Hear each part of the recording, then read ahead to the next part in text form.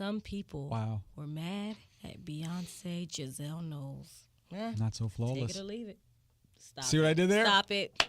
Thank you. I'm here all show. What's the deal? What's the deal? What's the deal? What's the deal? What's the deal? Yo, what's the deal? What's the deal? What's the deal?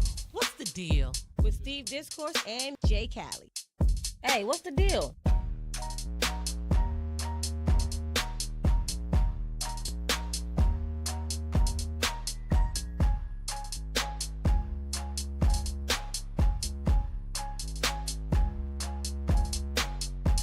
What's good, everybody? Steve Discourse. What's up, everyone? It's your girl, Jay Callie. Thanks for tuning back in with What's the Deal. We're back with a lot to talk about, and it's not deja vu. We got to start the top of the show off again with another mass shooting. So what do you got for us? I'm actually really, really sad to even talk about this. I'm glad that I get to give my authentic feelings, but I'm tired. I'm tired, and the thing that's crazy is that now survivors are just tired as well. And I'm going to tell you exactly what I mean when I say that. So just a little while ago, a few days ago, there was a shooting at Borderline Bar and Grill. They were hosting, it's in California, they were hosting one of their annual college country nights where all of the young people, they come and they commune, they have beers, there's 21 and up, they have beers, they're listening to country music, they're dancing, they're having a great time, and in walks the shooter, Ian Long, who was identified as an Afghanistan war veteran, if you're wondering why he was even able to get these massive weapons. He was identified as a war veteran. He walked in, he used a war tactic. He set off smoke bombs before he started shooting to create like mass confusion. Wow. Nobody knew what was going on, and all of a sudden he just opened fire into the crowd. 12 people were killed. Lots of people were harmed. There was lots of police on the scene. A police officer was actually killed out there trying to control the situation. And of course, he was suspected to have mental health issues. They think that he may have had PTSD, but the thing that's interesting is a mental health professional that he was seeing had recently deemed that he was no longer a threat to himself, that he was no longer a threat to others. And of course, he went on and killed several people in a mass shooting.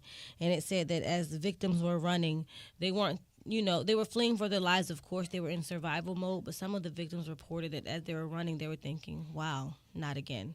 Like, that's the thought that was going through their mind as they were fleeing. And that's crazy. It's insane, but it's actually insane for two reasons. The first one is that's what we're all thinking. We're all like, wow, not again. Like, I can't believe that there's another mass shooting. We're almost desensitized to, like, the prominence of an event like this. So for victims or survivors now to be thinking that as they're fleeing the scene is crazy. But the reason why it's really crazy that they were thinking this is because on that particular night, there was a reunion for the survivors of the Las Vegas shooting that took place 1 year ago. The same night? They were there in that bar. There were approximately 60 survivors from the Las Vegas shooting who had a reunion in that bar that night. They took a picture and everything. And then, as they're celebrating the fact that they're survivors, here comes someone else, a mass shooter. And one of the men who actually survived the Las Vegas shooting, his name was Telemakis Orfanos. I hope I said his name right. He was killed that night, a year after surviving a mass shooting, to go on and be murdered in his own hometown. That's insane. His family is torn up, and what's really sad is those people are going to be mentally distraught probably for the rest of their lives. I mean, I could imagine that every time they go to a huge gathering, they're going to be looking over their shoulders now, like, will there be a mass shooting? And it's like, it just crushes my heart. I mean, the thing that really gets me is the comment you made that people were fleeing, and while they were thinking about how chaotic and horrific that experience was, they were also having, like, fed up thoughts of another mass shooting.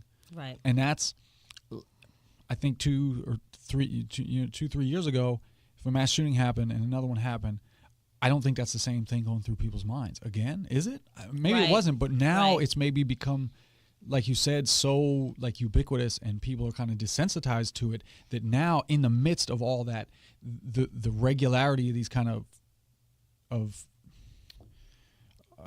what's the massacres is in Yeah. forefront in your mind Yeah. as much as surviving the one you're in. And that's deep, man. I mean, we've had this conversation a couple times, plenty of times, honestly, in the short life of our podcast. But the debate obviously is it about gun control? Is it about some other kind of mental health and social breakdown? And like, is our culture just corrupt and deteriorating that we can't, that this is who we're producing on a regular basis now? Do you want to go anywhere with that question? I mean, at the end of the day, the only thing that I could conclude on, and it just seems so simple, and I almost don't even want to say it, is that these are copycat tactics. Like, you know, when one person commits a crime, then the next person sees that it's okay, or they build up the courage to do it as well. So you have a lot of people who are obviously suffering from mental health. I don't want to minimize the fact that even though it's annoying to give people what some would consider an excuse for that type of behavior, to commit a mass execution of innocent people because of your own feelings or whatever demons you're battling is a mental health problem. It is a spiritual health problem. It is an emotional health problem. They need help, professional help. But you see someone else do it and you go, ooh, all those times that I thought that I could just pick up this rifle or pick up this AK or pick up this whatever you have access to, which is crazy, and kill those people, I actually can do it.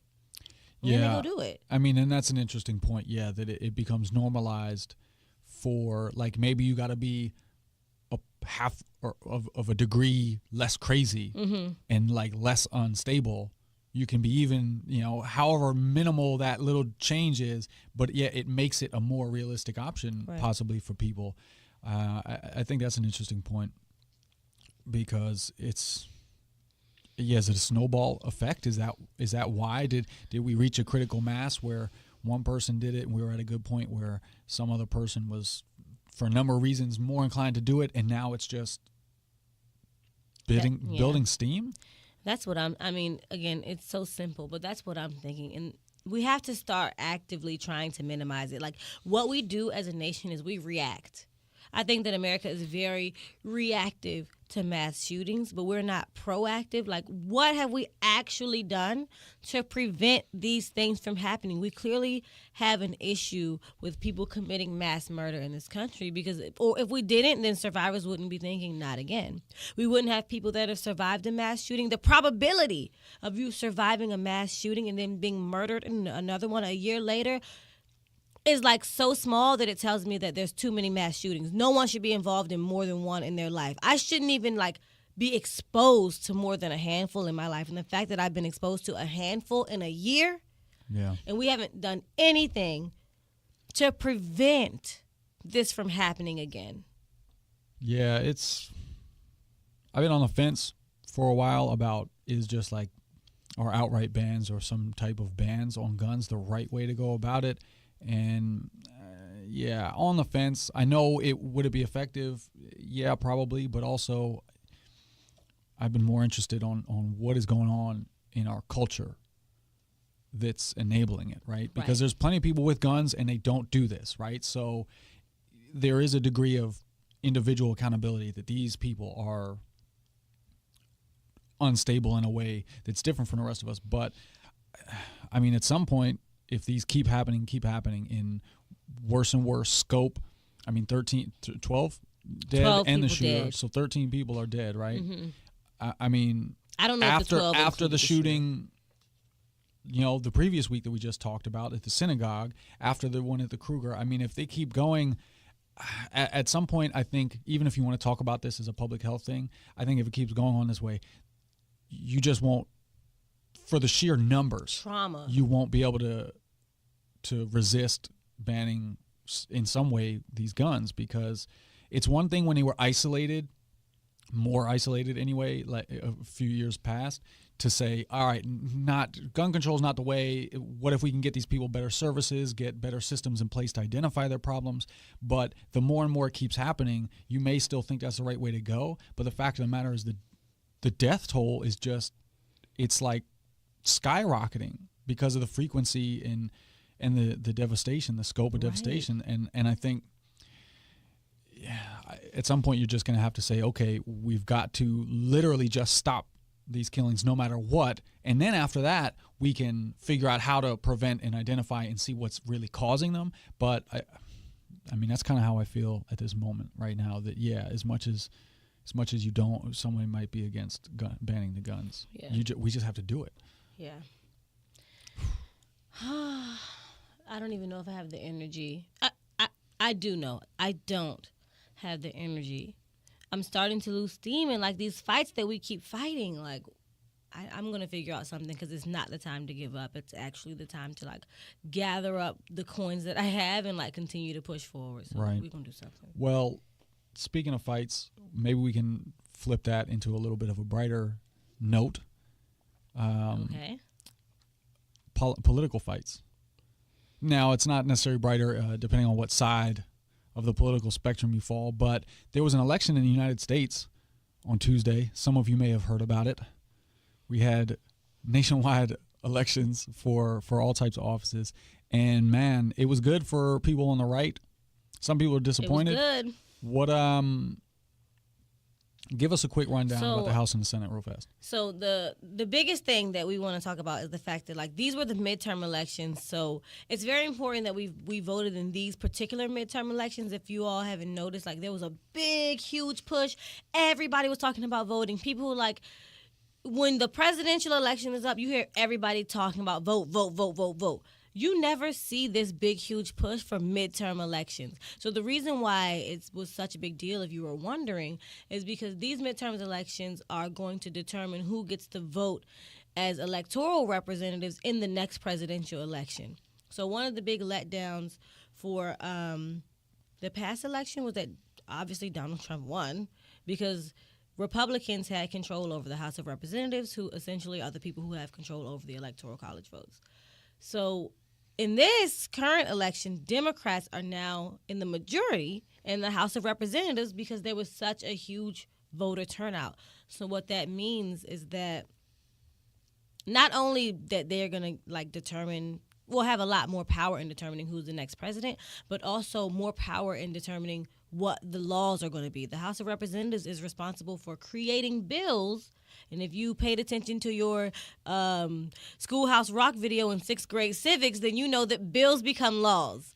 So these are the people that are going to be creating the bills that then go up to the House and Senate. And if it gets passed, it goes up to the president, and then, you know, it becomes a law. So there's a lot of reasons why it was really important to determine who's going to be the people representing you, representing your state, and, I mean, many different ways. So the Dems got the House, which beforehand some people thought was maybe a bit of a stretch, but they got it. The Republicans extended their lead in their majority in the Senate, so it's going to be harder to make some blocks, as happened maybe in the healthcare debate last year, because there's more Republicans the Democrats would have to turn away. So they lost a little bit of ground there. But we've also still got some high-profile races up in the air. As of this morning, there are governor races in Florida and Georgia where there's automatic recounts have been triggered because the threshold of, I think in both states, was 0.5, like half of a percentage point difference between the vote totals. Automatically triggers a recount. There's been a lot of back and forth and controversy as to should.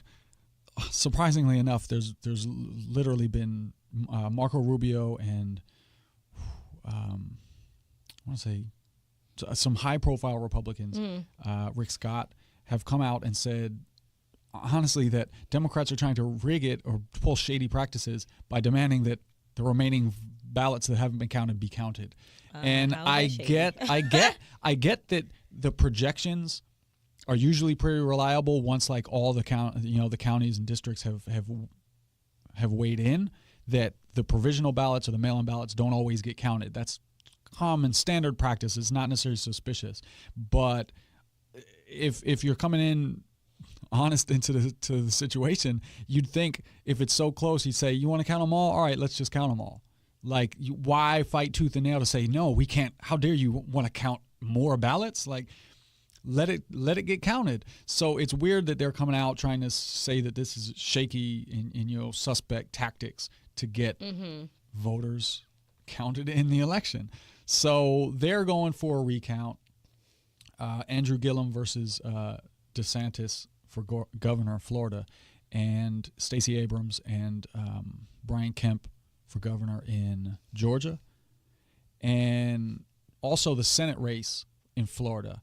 And I've said this before, please, Florida, don't let Rick Scott get to the Senate, because I left Florida so I don't have to deal with Rick Scott as a governor. You are talking about Florida, the state that has let us down, right? Time and time again. And we're gonna pray for y'all. They're gonna greatly let me down if I escaped from Rick Scott's foolishness, and then they're just like, you know what? Go bother Steve up in D.C. now, please. So anyway, so those are still up in the air. That's 3 races. One other race that looked like it might be in a question, but it's been settled is Ted Cruz versus Beto O'Rourke in Texas for Senate. And O'Rourke ran a good campaign. It was super close. It was like so close, but not quite to the threshold of a recount and to get challenged and things like that. But there also wasn't reports of rampant voter fraud and suppression. Not fraud, excuse me, I take that back, because Rick Scott demanded an investigation in Florida into voter fraud, and the federal agents who investigated it said there were no signs. Like, they went down immediately, they looked into it, they said there's no signs of fraud. But voter suppression, ballots getting left behind at voting centers, shady reasons why we're not counting a given ballot, for tiny, minute details like signatures don't match. I'm going to tell you right now, I signed my name on purchases twice yesterday and probably twice the day before. I guarantee you, none of them if you put all 4 of those together, like it's similar. No. But I would probably not be voting if I was in Florida, because they'd be like, look at this. It doesn't match from the one he wrote 4 years ago. I legitimately have 3 different signatures. Like, they're not even the same at all, but they're all my signature. Who are you running from? Like, I don't know a lot of people. You try to throw them off like this. No. Oh, this is a different. Some of them are like just my initials. Some is my full name, my kind of halfway name. Yeah, it's just a lot going on. So those are big races up in the air. We'll see what happens. That's as much information as we have right now. Small aside, so for once, people are mad at Beyonce. We weren't planning on talking about this, but you brought up O'Rourke, and I have to say it. People are mad at Beyonce because O'Rourke, he's not doing very well with the votes as well as people want him to be doing. And Beyonce kind of last minute was like, oh, yeah, we support Beto O'Rourke. And everybody was like, what? After the election? After the fact. No, it was like moments before the election was over. So then, Twitter was like mad at Beyonce, like, why didn't you say this 5 days ago so that all of your billions of people who like hang on to your every whim could have went out and voted too. Now it's your fault. So like, for once in like #blame Beyonce. Nobody will ever be mad at Beyonce again. But I just want the world to know that on this day in the year 2018, there was a slight bit of ire. Some people were mad at Beyonce. Giselle Knowles. Not so flawless. Take it or leave it. Stop. See what I did there? Stop it. See what I did there? Thank you. I'm here all show. Good night. So, all right. That's enough about election news and excitement. Well, no, it's not quite, because we did want to talk about this one other little kind of side angle of an election. What happened in Dallas? Okay, y'all. So I think that this is, I don't know who's out there listening. There's lots of different people listening, but I think that this is good news. Everyone is listening, to answer your question. I mean, like, I don't know if y'all are Democrats, Republicans. If y'all are listening to us, hopefully you're Democrats, or else you're going to be mad every week. But in Dallas, there's now a new district attorney. His name is John Cruzat. I don't know if it's Cruzat or Cruzot. I can read, though. His name is John Cruzat, and he was recently elected for the position. He won't be sworn in until the top of the year, January 2019, but he has some major plans, some big changes that he plans on bringing to Dallas. He says that he plans on fully holding police officers accountable for their actions. If you are a cop and you kill an innocent person, I do not care about your badge. I don't care about, you being a brother in blue or whatever.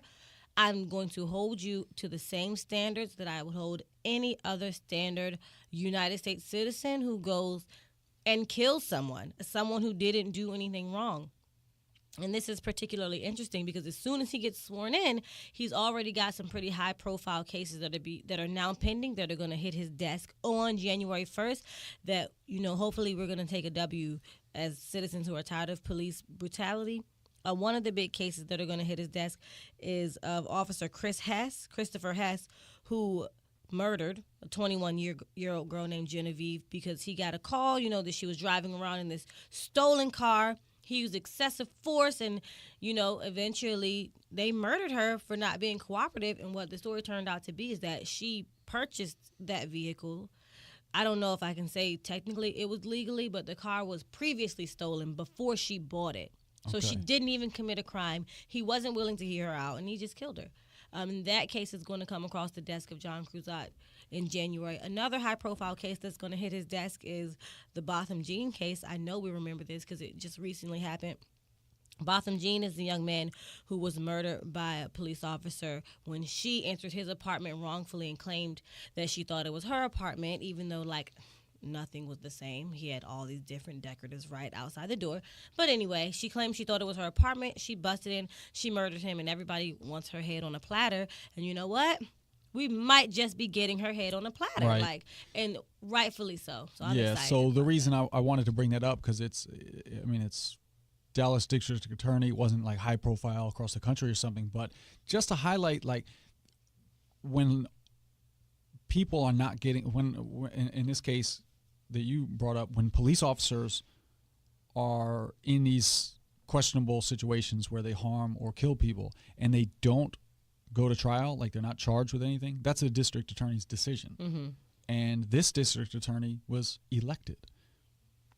Now, the district attorney before him, she had also was responsible for charging Roy Oliver, who was an officer who was just convicted recently. Mm-hmm. So she had a good record on that too, and reporters were asking him, do you plan on being as tough as your predecessor was? And you just explained that, yeah, right. He does plan that. And again, these are the type of ways that voting is impactful that we don't always realize, right? Because when you feel like one president to the next is really pretty much the same, or Congress is never going to get anything done, yeah, okay, voting doesn't necessarily seem that impactful. But in these ways, that district attorney could have been a man who said,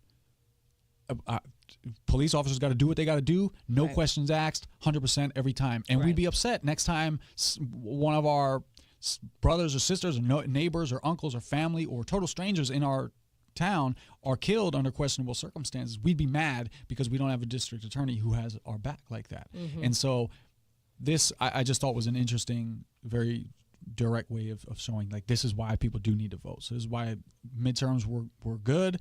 Hopefully people had a good idea of what was happening locally, not just for their Senate and congressional races, right. But these are the ways that they can be really impactful. If you don't think voting works in the bigger scheme of things, locally, those are big decisions that the attorney has. In your county, we had a guest on recently, Kiana Johnson. She was talking about being a part of the transition team for the county attorney. Yep. And again, this is the ways that people can be impactful because they're elected.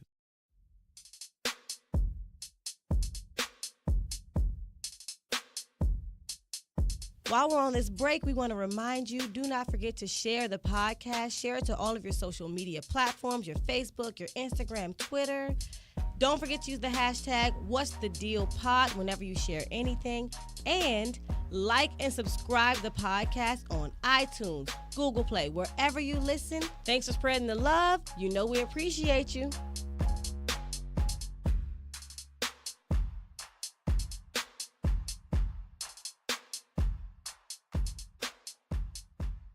So, from time to time, I like to do a quick recap of some of these situations of police, unnecessary use of force. And in a case of sort of mistaken identity that you were referring to with the stolen car, I was reading about a 20-year-old woman named Robin Anderson in Wisconsin.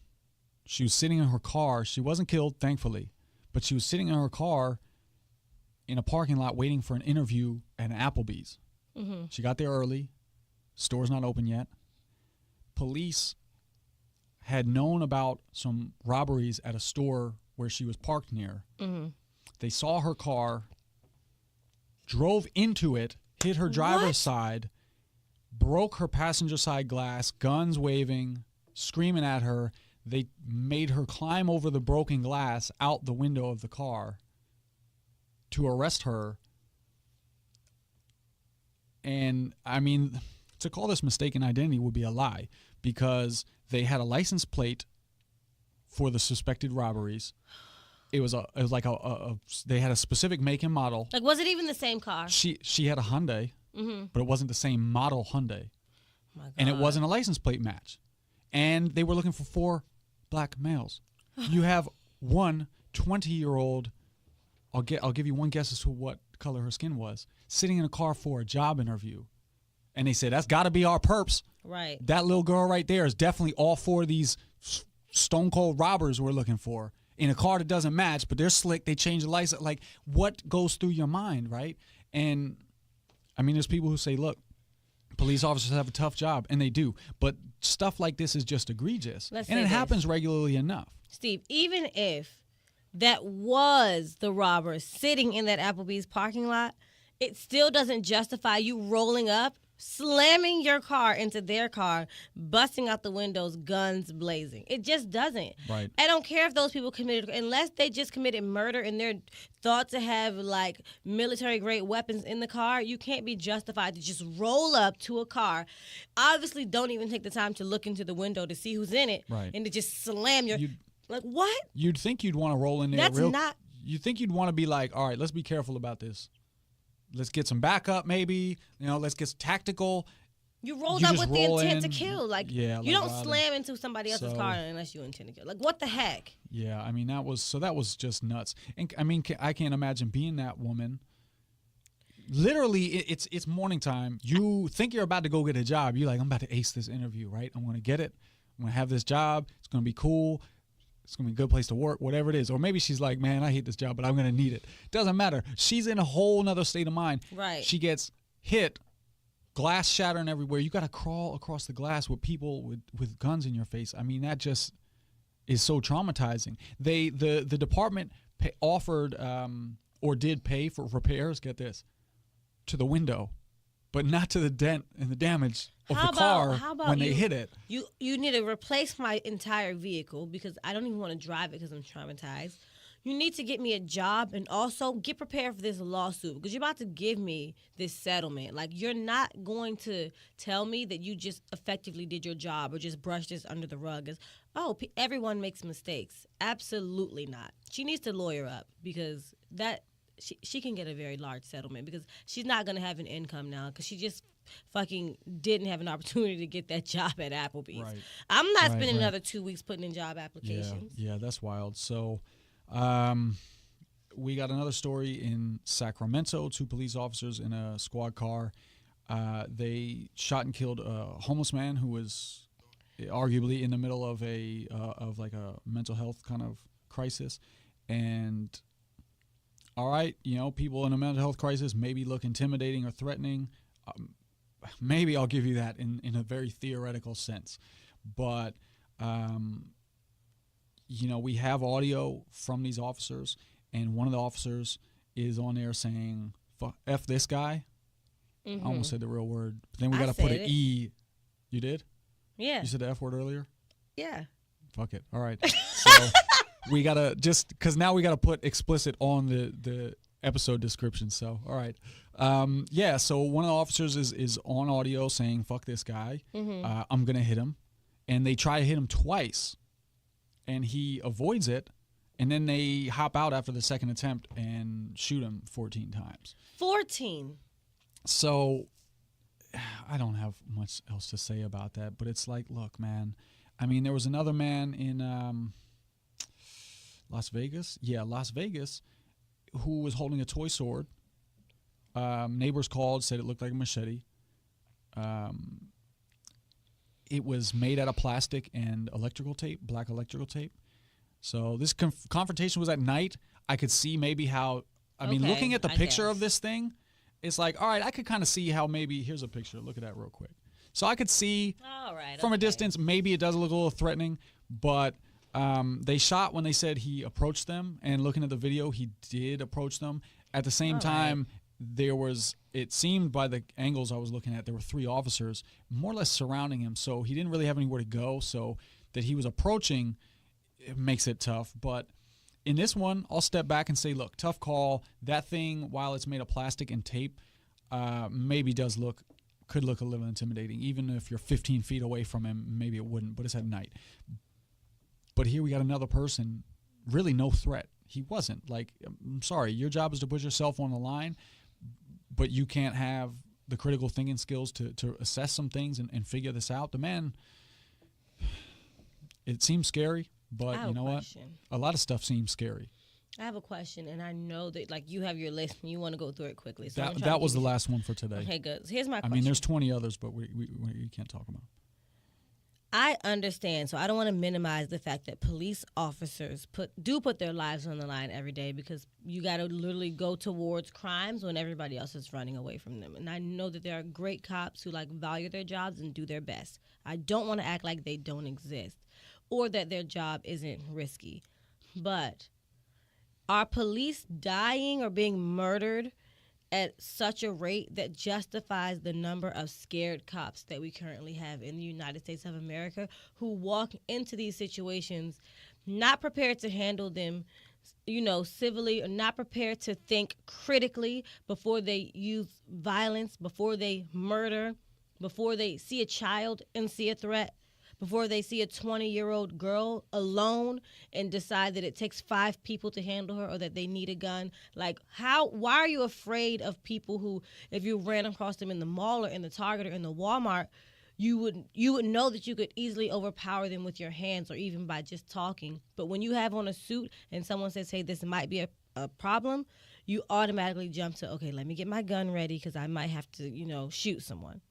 I'm confused about why they're that scared, because I'm just not hearing about cops being murdered as much as I'm hearing about innocent people being murdered. I'm not and there is research out there showing that there's no decline, and it's been a popular political point for 2 years or so maybe about this war on police. And yeah, there was the guy in Dallas who attacked some police, and they ended up sending a little bomb robot into the standoff to kill him. And that's literally the only one I've heard of in years. There have been situations, yes, but overall there's not like a skyrocketing rates or anything like that. And I mean, look, respect to them for what they do, because it is hard, but at the same time, we got to be able to hold you accountable. And second of all, there are just very blatant examples of police officers doing the right thing, showing patience and the ability to problem solve and think critically about the situation. And you know what? Let me pull it up, because I read about this the other day and I forgot about it. In North Carolina, we got video that some bystanders took of a cop taking down a guy with a machete. Right. And I shared this on Facebook last week. I mean, or maybe not last week, it was recently. It was impressive. And again, there was the mass shooter, in what state? I mentioned it off the cuff last week as well. It was a white guy, though, and he had a gun. And it's a standoff for 3 hours. And they talk him down and they get him. They apprehend him. So the ability is out there, and that's why I'm even more critical about it, because the ability is out there. It's not even a matter of training them to de-escalate. Mm-hmm. It's a matter of trying to figure out how we can stop them from bringing these inherent biases where they're looking for 4 males in a car and they find a 20-year-old woman and they come in like ready to pull the trigger and they destroy her car, right? So that's why I'm so critical, because they exhibit the ability to be patient and careful and calm and talk some people down. But there's a clear pattern as to who and when and why they do this. And far too often, they're ready to just come in, kick ass, and chew bubblegum. And that's a problem. It's just sloppy policing. So we just need to change that, because it affects us all. It's like, I'm not here because I have a vendetta against cops. Like, I don't. What I do have is an appreciation and affinity for my neighbors and people I know and friends and family. Right. Like, it could be any one of us at any time, right? It really could be. And that's the thing that's concerning about it. All I want is to just get this to stop happening. I don't care about cops either way. Go on about your life and your business. But when your life and your business has to do with, for virtually no reason, taking the lives of innocent civilians, or maybe suspect civilians, but we got due process. So, okay, maybe you really did commit a crime. Maybe Michael Brown really stole a $5 box of cigars. Does that warrant a death sentence? Right. No, absolutely not. So I don't care if you're innocent or not. These situations can be de-escalated, and they choose not to far too often. So that's where we're at right now. So you can send hate mail to, what's your email address? I don't want to. I'm down. I love hate mail. So all right. So two more things on the list, and you're a teacher, so I like to bring these to your attention, not to scare you. Bring it on.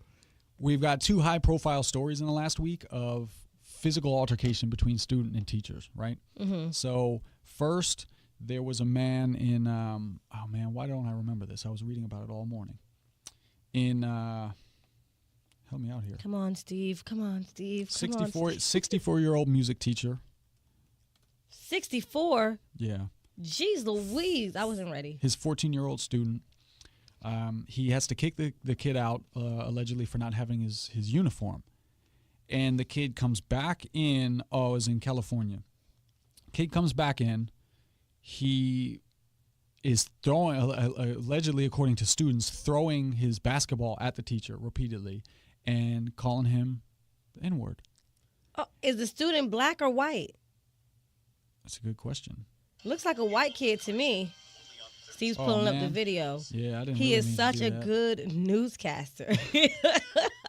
Pay no attention to the unnecessary sounds in the background. I didn't watch the video just because I didn't have an interest in watching the video. But it hadn't been reported either way on the race of the student. Well, I'm telling you now, I'm looking at the video and the kid is white, and also like everybody in the room is white. Yeah. Some of them are Hispanic, but like this kid looks. He's not black. Let's put it that way. Definitely not black. Okay. Keep going. Right. So the teacher punches this kid square in the face. Now, he got... Don't laugh because you're going to get in trouble at work. Oh, snap. Okay. So, but, I mean, he put up with this. Students are saying he's usually a calm and, like, low-key and, like, a great guy. He's a popular teacher. And he put up with this for a couple minutes. And I guess at some point, he couldn't handle the situation anymore, the tensity of it, the personal level of the attack maybe, and even just being physically assaulted with a basketball, right? Not a big deal, but it's a provocation. He obviously was suspended, sent home right away. The other big part of this story is he's got like 64,000 and counting set up from a GoFundMe. So people are out there like really supporting this man. And let me tell you the other story. Fired. Let me tell you the other story because it's the reverse. So in Baltimore, and then we can talk about it, right? Because it's a complicated kind of situation. Okay. So in All Baltimore High School, Frederick Douglass High School, a female student and female teacher were in some kind of verbal altercation, and the student punched the teacher in the face. So the teacher is out because she's shook up or traumatized, whatever she's going through. The student is suspended, I believe, and you kind of have 2 outcomes from a similar situation, right? Mm-hmm. Whatever the students do, even if the student didn't do anything, you can be a student and the teacher will be yelling at you and you're in trouble for nothing, right? We know that. We've all been in school. We know how it can happen. But here you have kids on a spotlight from the teacher who's trying to enforce whatever rules they are, whether it's like, why are you being so sensitive, or whether it's justified, doesn't matter. And we have 2 completely different outcomes. One, the student attacked the teacher. The other, the teacher attacked the student. And, I mean, what do you do in those situations as a teacher? First of all, let me just laugh. And I'm laughing for, like, seriously, this teacher is old. Stop.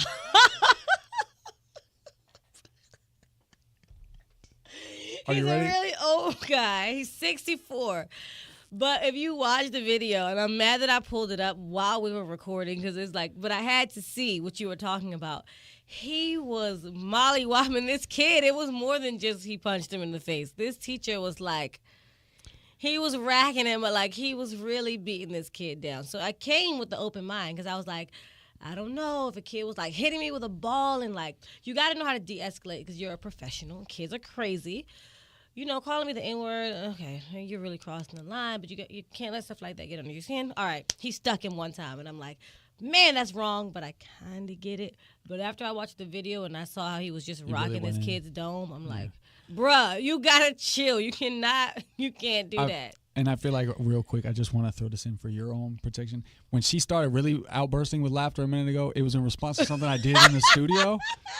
I don't want people to hear this and be like, yo, she's real wild right now. And she's a teacher. Yeah, no, I did a little movement in here, and I didn't realize it was humorous. Don't say a little movement. Okay, this is an interjection. It wasn't a little movement, y'all. Steve is wearing a very long and dramatic scarf. It looks very warm. I want to try it on when we are done recording. And he just took it and swung it across both of his shoulders. Now he's dripping in finesse, sitting across from me, bundled up like we're about to go into a blizzard. And we're sitting inside the studio. And I'm just so confused. But I'm sorry. I couldn't even. I was a free excuse to just laugh. Yeah. So So you were a little bit laughing about the situation with the student, but I just wanted to, for your own reputation and your career's protection. My principal, please do not fire me. I will never attack a child at work. I do not think that attacking children at work is funny. Parents out there, I'm a professional. But yeah, so all right, so was he wrong for really like he was flying wrong. way off the well, he was wrong anyway about it, right? He was wrong because he never should have punched the kid in the face in the first place. You have to learn how to walk away. You have to make a support call. You have to de-escalate. You can't punch a kid, but you definitely can't do that. So obviously with all the support he's gotten on the GoFundMe, he's in a sympathetic position, right? And I think emotionally at some point a lot of people want to say, yeah, like I sympathize with this guy. But at the same time, of course, we've talked about altercations like this and how you deal with things in the classroom before. You're going to be holding a bag for that regardless. But so in that situation, like as a teacher, what do you do? Can you leave the room? Like, can you leave? Absolutely not. You have to call somebody else to come into the room and to remove the child. Now, the thing about it is, it's tough because the kid is attacking him with a basketball, but it's like if he has one ball, that means is the kid just picking up the ball and repeatedly throwing it at the teacher. So the teacher, okay, actually, yes, he could leave the room. He can't walk out, but he can gather up his class and take everybody out. Oh, yeah. But you can't leave your kids unattended. So if he would have been like, you know what, everybody else, stand up, let's go until someone else gets here because there's a threat in the room. Then, like, his response just wasn't appropriate. No, am I going to now go and search the internet and donate to his GoFundMe? Who knows? Searches for link. But here's the thing. I don't think those two are contradictory. I'm kidding, I think it's all right that we can accept that he's got to be fired for that. Like, sorry, man. It was a bad situation. But I think if he was kept on, that would be super problematic in the same way that it was kept on, as the other side. He had to be fired. But I think you can also at the same time understand and sympathize with him and throw him a little bread for that. Because no teacher. I don't even sympathize with him. He's just dead wrong. He's wrong. Okay.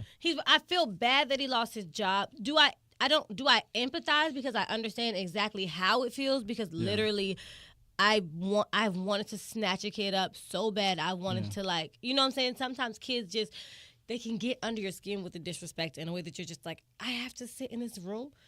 Have I ever wanted to, well, I work with elementary, so I've never wanted to punch a kid or like mollywop a kid the way he just did. But I understand being so frustrated that you just want to grab a kid up. But I also have never done it because I know that it's wrong and I have to control my emotions. So I don't sympathize with him simply because I'm physically watching him do way more than what is necessary to de-escalate the situation. Nobody should be giving this man money. He doesn't deserve a job. I mean, I feel bad that he's not getting paid, but you knew that was going to happen after you stuck the kid once and then like you continue to just all out brawl.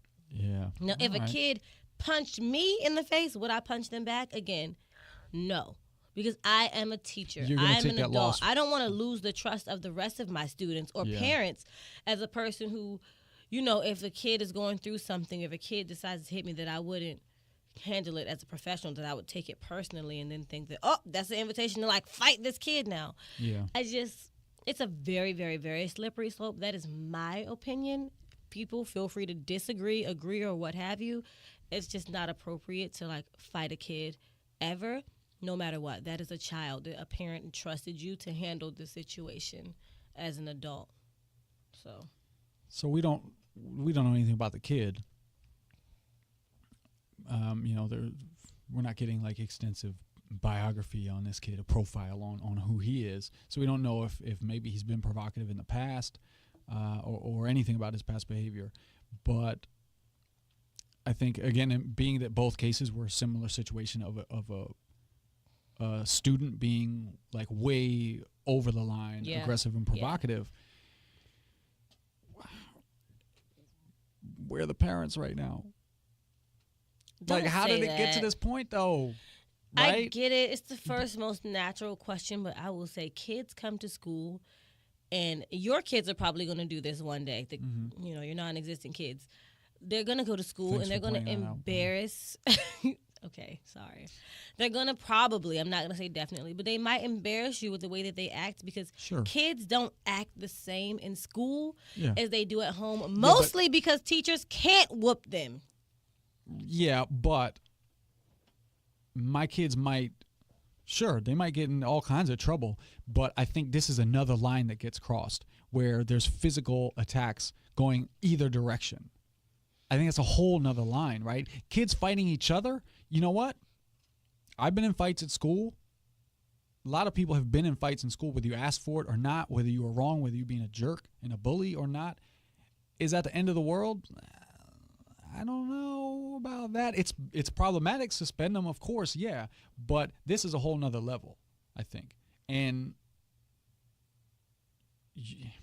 parents got to be holding some responsibility for this, right? What happened? Like, where is your guidance that let your kids get that far without knowing that was way too over the line? I get if you're in with another student, and you guys are going back and forth, and it keeps escalating, and that's what happens when you two fight. But your peers, you're learning problem solving, how to work these things out.